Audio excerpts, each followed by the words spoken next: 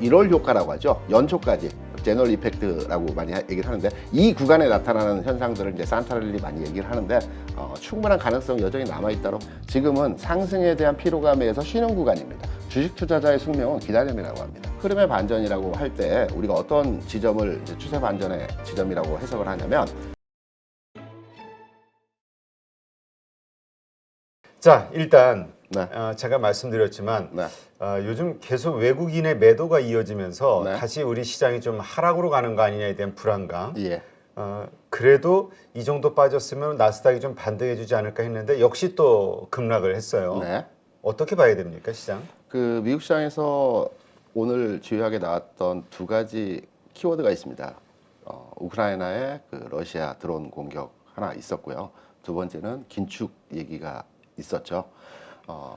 우크라이나의 러시아 드론 공격은 그 쿠르츠크라고 하는 지역입니다. 기존에는 흑해 연안에 있는 이 크림반도 위주에서의 전쟁이 진행이 됐었는데요.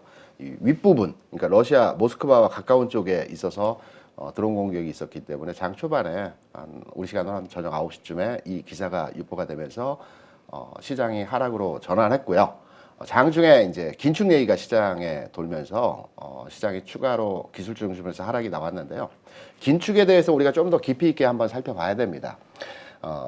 미국에서 QE 양적 완화, QT 뭐 양적 긴축 얘기 많이 나오지 않습니까? 네. 미국이 재정 정책을 펼쳐감에 있어서 양적 완화를 하는 방법은 일단 달러를 푸는 과정이 있겠지만 그보다는 채권을 발행을 합니다.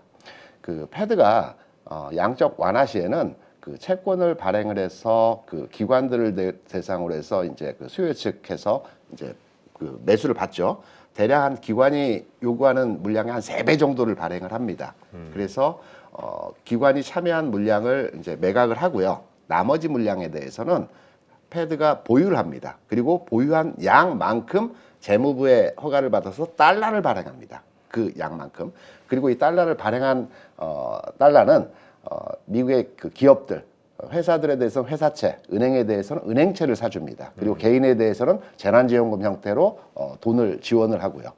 중요한 것은 기업에 대한 회사채를 사주고 은행에 대한 은행채를 사주게 되면 기업들은 이 정부로부터 자금을 지원받아서 사업 다각화나 기술 개발을 할 수 있겠죠. 은행들은 은행채를 사주게 되면 여기에 대한 유보금이 득하기 때문에 개인에 대한 대출 한도가 늘어납니다. 이 회사채와 은행채를 연준에서는 이후에 소각을 해버립니다. 그래서 양적 완화 효과가 발휘가 되는 거고요. 지금 나오고 있는 양적 긴축은 그러면 어떻게 진행을 하느냐. 기존의 그 채권을 발행하고 나머지 여유분을 연준이 보유하고 있지 않겠습니까? 그러면 이 채권을 시장에 매각을 합니다.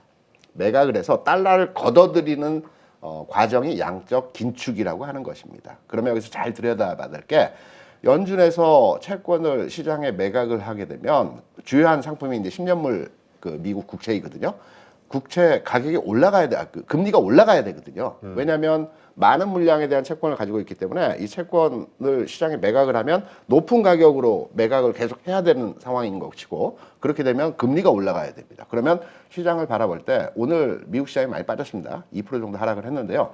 과연 긴축에 의한 하락인 것인지 아니면 그냥 일상적인 그 흐름에서의 시장 체력이 좀 약화된 상황에서의 미국 시장 하락인지를 판단해서 여기에 대한 전략을 세워야 되는 것입니다.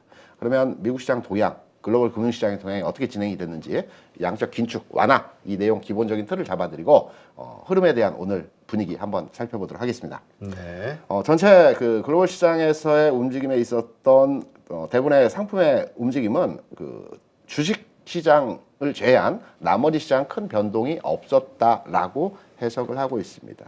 그리고 그 전체 시장의 움직임을 좌우했던 요인들, 드론 공격이 있었고 이 분위기가 장 후반까지 진행되었던 상황인 것이고요. 패드 긴축은 좀 전에 말씀드렸던 내용이었고 그 메타 하락이 오늘 전체 기술주의 하락을 유발시켰던 분위기에서의 상황이었습니다. 이 메타가 하락했던 것은 그 페이스북이죠, 자회사. 타깃 광고라고 해서 우리가 이제 뭐 틱톡이나 페이스북을 이제 서로 간에 대화를 주고받다고 보면 내가 친구에게 야 내일 어디 그 음식점에서 만나자 그러면 그 먹고자 하는 음식점에 대한 광고가 하단부에 뜹니다. 이게 타깃 광고거든요. 네. 이 타깃 광고를 유럽에서 제한하겠다라는 내용이 있어가지고 그 메타 주가가 하락을 했고 여기에 대해서 기술주들이 전반에 동반 하락세가 진행되는 상태에서의 모습이었습니다. 그러면 여기에서 미국 시장에 대한 근본적인 오늘 주가 하락에 대한 원인과 분석을 한번 해보도록 하겠습니다. 미국 시장, 특히 나스닥 시장의 최근 상황에서의 흐름입니다. 장대 항봉이 며칠 전에 있었고 최근에 두 번의 장대 항봉이 있었습니다. 장대 항봉이 있었던 날에 주요 이슈를 살펴보게 되면 CPI 발표가 있었고요. 11월 11일에 이때 나스닥 7% 상승했고 반도체 지수가 10% 가까이 상승했습니다. 그리고 뭐 왔다 갔다 하다가 최근에 그 초반 12월 초에 그 파월이 그 슬로우 레이트 인크리징, 그러니까 금리 인상 속도를 천천히 가져가겠다. 요 메시지가 있었고 PCE가 발표가 있었죠. 네. 이때 이제 4% 상승을 했습니다. 그리고 오늘 주가 제가 이제 새벽에 캡처한 자료이기 때문에 이보다는 아래꼬리를 좀 달았습니다. 그래서 아래꼬리를 좀 단 형태로의 모습입니다. 무슨 얘기냐면 나스닥의 전체 시장을 보게 되면 아직 하락의 추세로 전환은 아니라는 겁니다. 일상적인 범위 내에서의 오르내림의 과정이고요. 좀 오늘 하락폭이 좀 깊긴 했지만 아직은 우려할 만한 상황에서의 내용이 아니다. 이렇게 해석을 할 수 있습니다. 그리고 한 발만 더 들어가겠습니다. 한 발만 더 들어가서 다음 주에 이제 그 소비자 물가 지수와 미국 금리 인상 있지 않습니까? 그렇죠. 어떤 내용의 데이터가 발표될지는 저도 모릅니다. 하지만 우리가 이 내용을 유추해서 해석할 수는 있습니다. 소비자 물가 지수라고 하면은 기본적으로 유가, 곡물가, 중고차 시세 이 세 가지 품목이 주요한 상품 동향의 움직임이고 이 가격 근거로 해서 물가 지수가 산정이 되기 때문에 이 가격의 흐름을 한번 우리가 판단을 하고 상황을 들여다 볼 필요가 있다라고 해석을 하는데요. 지금 보시는 이제 차트가 유가 차트입니다. 제가 이 유가 차트에 이 숫자로 이렇게 기입을 해놓은 것은 소비자 물가 지수가 발표된 수치입니다. 네. 대략적으로 그 유가가 먼저 움직이고 가격이 반응을 해서 소비자 물가 지수가 상승과 하락을 이렇게 진행하는 형태로의 가격 진행이 나타났습니다. 최근까지 유가는 지난 뭐 130불 고점 찍고요. 안정화돼 있습니다. 70%에서 100% 사이에서 움직이고 있고요. 그리고 곡물가 상황을 보더라도 마찬가지 동향의 흐름이 연속적으로 진행이 되고 있습니다. 그래서 자동차 시세도 마찬가지고요. 10월까지의 데이터지만 그러니까 인플레이션에 대한 우려는 점점 약해지고 있다. 그렇죠. 13일에 다음 주에 발표될 소비자 물가 지수 자체가 7.7% 지난달에 나왔는데요. 여기에서 뭐 8%대로 움직인다든가 또는 뭐 상향화되어지는 형태의 진행보다는 7.7% 위아래 약간 차의 흐름 내에서 진행될 수 있고요. 금리의 인상에 대한 부분은 그렇게 우려할 만한 상황의 진행이 아니라는 측면에서의 내용을 판단할 수 있을 것 같고요. 긴축, 좀 전에 말씀드렸죠. 긴축을 하고자 한다면 연준에서 채권을 공격적으로 매각을 해야 됩니다. 하지만 지금 금리 상황을 보게 되면 여기 제가 금리를 한번 차트로에 오늘 새벽까지의 흐름에서 금리 상황을 제가 판단해서 차트로 가져왔습니다. 최근에서의 미국 10년물 국채 상황에서의 그 차트입니다. 지난 8월에 2.5% 그 가격 찍고요. 최근에 4.3% 찍었죠. 그리고 어제도 굉장히 안정적이었습니다. 금리 하락했거든요. 왜냐하면 QT를 한다라고 하면 당연히 금리가 급등해야 됩니다. 올라가야 됩니다. 그런데 시장에서는 QT 얘기가 있긴 했었지만 전체 시장에서의 채권 시장 흐름에 있어서는 상당히 안정적이다. 그렇다면 시장의 하락 요인은 QT가 아니란 얘기죠. QT가 아니고 그 소비자 물가 지수나 금리 인상이나 다음 주에 발표된 이벤트에 대한 우려, 부담 이 상황에 대한 미국 시장의 하락이었고 하락의 깊이가 좀 나타났던 부분은 일부 특정 종목에 대한 흐름의 하락이 가중됐기 때문에 동반해서 종목들의 하락이 진행되었다. 그래서 결론적으로 말씀드려서 제가 오늘 아침에 출근하면서 그 라디오를 듣고 오는데요. 체리필드의 오리날다 노래가 딱 나오더라고요. 볼륨을 확 켰습니다. 날아올라 뭐 이 노래가 나오는데요. 주가 나라. 날아올라. 그래서 아직은 시장에 대해서 굉장히 부정적으로 또 그 우려로의 판단을 할 만한 구간은 아니라는 측면에서 전체 미국 시장과 글로벌 시장 동향에서의 오늘 시장 체크하고 판단해서 여러분께 말씀을 드립니다. 네, 알겠습니다. 그저 어제죠. 어제 같은 경우는 사실 미국 국채 금리가 상당히 급등을 했었죠. 네네. 네, 그리고 오늘은 다시 빠지고. 네. 범위 내에서 움직입니다. 이게 뭐 지금 그 3.5% 초반부에서 미국 금리가 이제 움직이고 있는데요. 3.7% 수준을 넘어가게 되면 조금 우리가 우려로의 판단을 해봐야 되겠지만 그 하단부에서 왔다 갔다 할 때는 등락의 과정이라고 저는 판단을 하고 있습니다. 네, 알겠습니다. 자, 그러면 네. 지금 아까도 이제 잠깐 얘기했지만 우리가 이 시장이 좀 좋아질 만한 요소로 이제 우크라이나 전쟁의 종전이 됐든 휴전이 됐든 이러한 것들을 기대하는데 지금 아까 뭐 러시아 본토를 공격했다 드론으로 네. 이거에 대한 러시아의 반응 뭔가 좀 확전으로 가는 건가요? 지금 그래서 분위기가? 어제 일단 유럽 시장은 그렇게 우려로 반응을 하지 않았습니다. 왜냐하면 좀 일찍 끝나기도 했고요.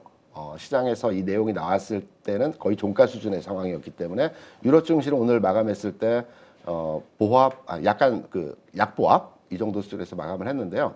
어제 그 드론으로 공격한 쿠르츠크 지역은 러시아 모스크바 200km 정도 이제 거리가 차가 있는 지역이고요. 가깝네요. 그러면. 가깝습니다. 그러니까 기존에는 우크라이나와 러시아가 국경을 접하고 있습니다. 기존에는 이 흑해 크림반도 있는 부분에서 이제 굉장히 크게 이제 크림대교 예전에 얼마 전에 여기에 이제 그 공격이 있었고 이 부분에서의 전쟁 상황이었는데 이제 윗부분에서 모스크바 쪽에 대한 첫 번째 미국 그 러시아 본토에 대한 공격이었습니다. 그래서 러시아 쪽에서 그 핵 얘기가 부분적으로 나왔습니다. 확전 얘기가 나왔었는데 모르겠습니다. 제가 아는 바로는 드론으로의 그 미사일 공격을 할 때 우리가 드론으로 100km 정도를 운반하는 드론체는 한 20억 정도 한다라고 합니다. 근데 그 드론체는 아니고요. 그 군사용으로 쓰는 드론 같은 건 한 2천만 원 중국제 그 드론인데 대략 박격포탄 정도 되는 그 무게 그 그러니까 아주 치명적인 건 아니고 치명적인 건 아닙니다. 상징성. 네, 그리고 그 공항에 그 공군 공항에 이제 폭격을 했는데요. 일부 이제 파손이 되고 비행기 한 2대가 파손이 됐다라고 합니다. 그래서 아주 우려에 대한 드론 공격이 치명적인 상황은 아니라는 측면. 이 내용이 그 곡해되고 확장되는 내용에서 상황은 아니라는 점. 그 전에 먼저 러시아가 우크라이나에 대해서 집중을 미사일 공격을 하긴 했었죠. 네. 그 유가 60불로 그 상한선 정해놓고 나서. 그렇죠. 그 호주에서 그리고 유럽 연합을 해서 러시아산 유가에 대해서는 가격 상한선을 딱 정해버렸습니다. 그러니까 러시아가 여기에 대해서 유럽이 공동으로 이 부분에 대해서 상한선을 정했기 때문에 미사일 공격을 했죠. 우크라이나에 대해서 공격적인 부분에. 그래서 반대적인 그 드론 공격을 진행했던 부분입니다. 그래서 시장의 그 하락 요인으로 어제 이제 작용을 했지만 이 부분은 우리가 러시아 우크라이나 전쟁 이제 좀 피로감을 많이 느끼지 않습니까? 지난 3월에 시작을 해서. 그렇죠. 네, 그래서 그 일환의 일부 이제 진행되는 그들끼리의 상황에서 진행되는 그 내용이다라고 판단을 하시면 될 것 같고요. 시장에 좀 이렇게 우려가 확산이 돼서 과하게 적용이 됐다라고 해석을 할 수 있을 것입니다. 근데 어쨌든 지금 현재까지의 그 차트, 그러니까 네. 주가 흐름, 네. 미국 시장의 국채 금리의 하락, 네. 여러 가지 요소들을 봤을 때는 그냥 시장 내에서 일상적인 오르내림 정도로 네. 추세 하락으로 반전되진 않았다 이렇게 보시는 거잖아요. 그러나 이것이 영구적인 건 아니죠. 상황이 만약에 오늘 시장, 그러니까 내일 시장이죠. 네. 미국의 내일 시장에서의 또 흐름이 또 안 좋게 나온다고 하면은 그때는 좀 추세적으로 반전이 됐다라고도 볼 수 있는 건가요? 두 가지 측면에서 미국 시장의 반전 포인트에 대한 해석을 할 수 있을 것입니다. 첫 번째로는 기술적 분석 측면에서의 차트 흐름을 보게 되면 최근에 단기 그 미국 나스닥 시장에 대한 차트를 제가 좀 전에 보셨죠. 다시 한번 보시게 되면 그 추세 반전, 흐름의 반전이라고 할 때 우리가 어떤 지점을 이제 추세 반전의 지점이라고 해석을 하냐면 첫 번째 장대 양봉이 나왔을 때 우리가 추세 전환점의 흐름이 진행이 됐다라고 해석을 합니다. 지난 11월 11일 7% 정도 나스닥이 상승하는 지점에서의 그 위치입니다. 이 지점의 하락 반전으로 진행되기 위해서는 양봉의 중심선 있죠, 이 중단선, 이 중단선을 훼손했을 때 기존의 추세가 흐름이 상승 쪽으로 기울어졌다가 다시 하락으로 전환된다라고 해석을 하는 부분이 될 것입니다. 그래서 나스닥 기준으로 해서 이 양봉의 중심선 대략 11,250 정도 될 것 같습니다. 선물 기준으로 해서 요 정도 그 기준선을 훼손했을 때 추세는 바뀌었다. 우리가 시각을 기존에 유지하는 기다림의 과정에서 이제 매도의 과정으로 전환해야 된다라는 측면으로 하나의 기준을 잡아주시면 될 것 같고요. 두 번째는 역시 다음 주에 발표되는 지수이죠, CPI. 이 부분에 대한 내용을 판단해서 두 가지 관점에서 시장 하락 추세에 대한 전환점으로 우리가 해석을 하면 될 것이고요. 그 이전 단계에서는 이렇게 생각을 합니다. 제가 현장에 있을 때는 이렇게 시장이 출렁출렁하고 좀 불안할 때는 고객분들에게 일단 매도하시고 좀 다시 판단하시죠. 이게 이제 왜냐면 저의 그 위험을 좀 덜기 위해서 이렇게 말씀들을 많이 드렸었습니다. 근데 현장에서 나와서 진짜 시장에 대해서 내가 지식들을 한다는 측면에서 시장을 바라볼 때는 기다림입니다.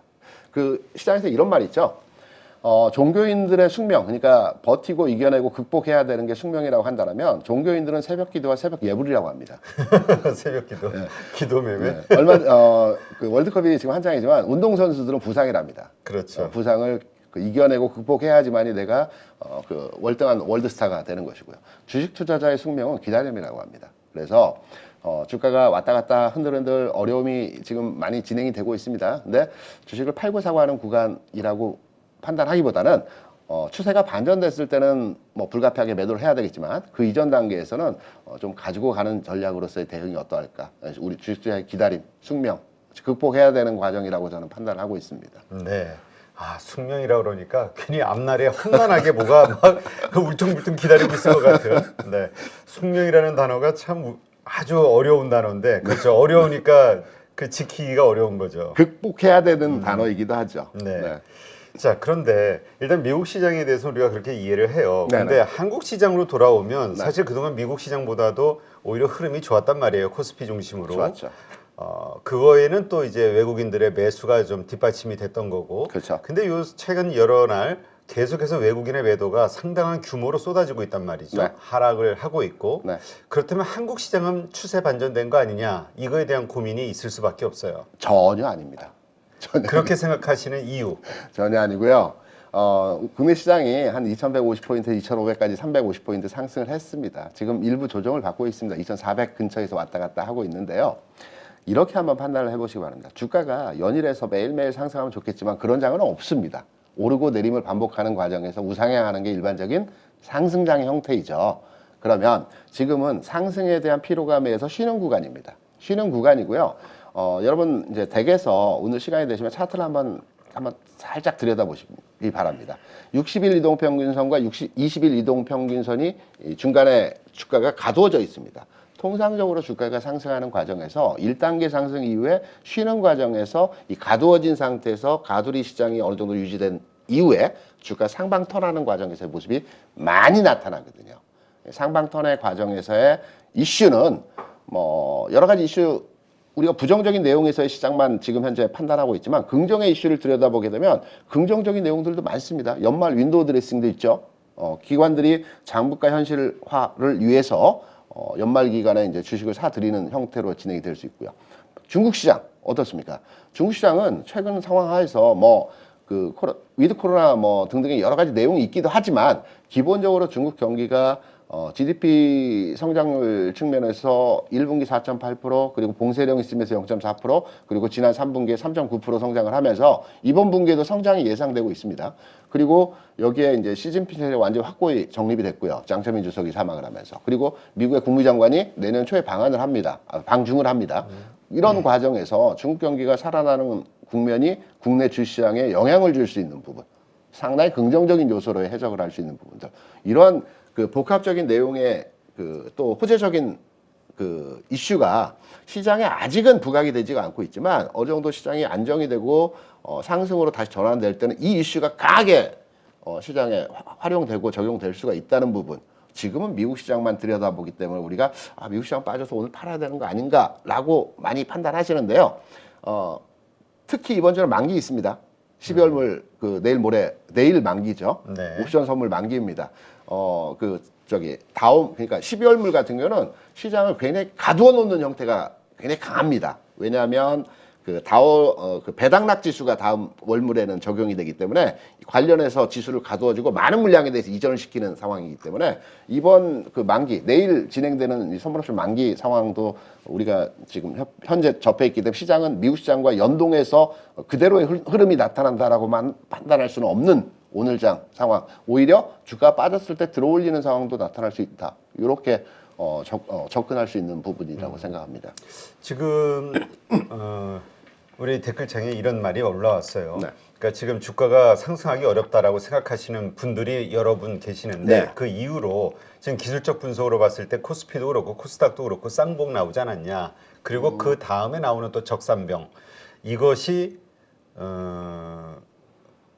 결국은 하락을 더 나올 수밖에 없다라고 보는 네, 이유로 지금 얘기하는 거죠. 흑산병이죠.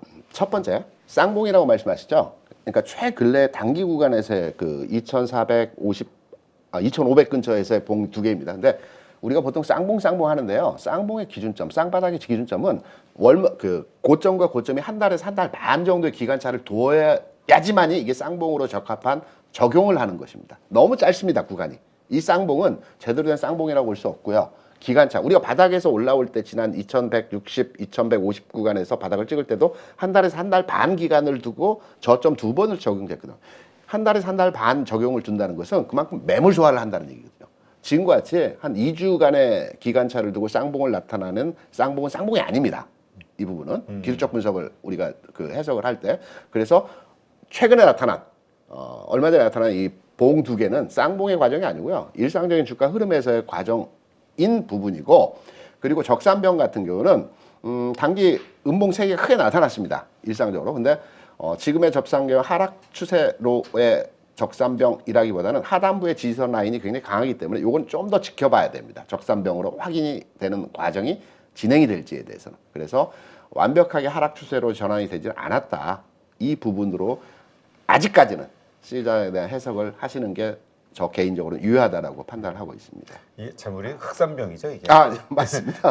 저 글을 적산병으로 적으셔가지고 네, 흑산병. 네, 이게 항상 헷갈려 얘기하다 보면은. 네, 맞습니다. 네, 알겠습니다. 네, 하여튼 그런 차원에서 우리 김대중 대표께서는 지금 시장은 아직 우리가 그 뭐라 그럴까요? 너무 두려워하거나 아니면은 추세가 반전됐다라고 생각하기에는 많이 부족하다. 네, 날아올 때를 기다리시는 측면에서 좀 즐기시는 게 어떨까? 산타랠리에 대한 우리 기대감이 있었잖아요. 그 산타랠리도 이미 우리 지금 저점에서 한 20% 정도 올라왔으니까 그것이 이미 산타랠리는 산타랠리는 것이다. 크리스마스 전에 나타나는 현상이 아니고요. 크리스마스 전후로 해서 1월 효과라고 하죠. 연초까지 제너럴 이펙트라고 많이 얘기를 하는데, 이 구간에 나타나는 현상들을 이제 산타랠리 많이 얘기를 하는데 충분한 가능성이 여전히 남아 있다고 보고 있습니다. 네, 알겠습니다. 자, 이제까지 김대중 대표님 함께했습니다. 수고했습니다. 고맙습니다. 네. 누구나 1시간 안에 200개 종목에서 좋은 종목을 고를 수 있는 그런 능력을 배양할 수 있도록 제가 도와드리려고 그렇게 하고 있습니다.